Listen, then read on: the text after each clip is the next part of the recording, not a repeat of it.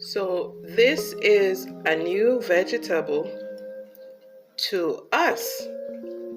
I don't know if you can guess what it is. Well, you would see it on the description, right? But this is something that's called mustard. Interesting, right? It looks like callaloo. However, it tastes similar to pak choy or pak choy. Pak choy?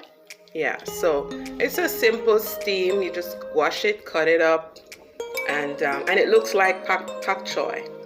It looks like pak choy. We'll show you how it looks in another video.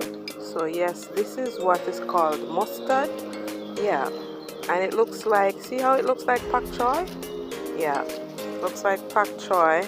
Similar to, looks like celery somewhat too. So it has the color of celery and the shape of pak choy. It tastes really nice.